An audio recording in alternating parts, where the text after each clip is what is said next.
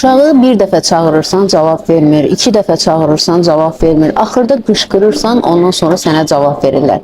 Bu bilirsiniz niyə belədir? Çünki onları siz belə öyrətmisiniz.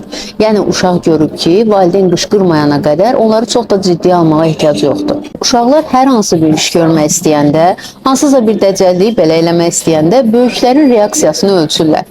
Görün bunu eləsəm necə reaksiya verəcək, necə baxacaq. Siz belə öyrətmisiniz ki, yumuşaq formada danışanda, yumuşaq şəkildə çağıranda cavab verməsə, reaksiya verməsə heç bir problem olmayacaq. Siz burada metodunuzu dəyişməlisiniz. Yəni uşaq anlamalıdır ki, anam qışqıranda cavab verməsəydim nə baş verəcəkdisə, indi yavaş çağıranda da getməsəm, cavab verməsəm, həmin problem yenə baş verəcək. Məsələn, soyuq davranmaqdır və ya nədənsə məhrum etməkdir. Nə olacaqdısa, o elə birinci dəfədən olmalıdır. Əgər sözünüz və əməliniz bir olsa, uşaq çox tez bir zamanda qanunlarınızı öyrənəcək, qışqırmağınıza və hirslənməyinizə də ehtiyac qalmayacaq.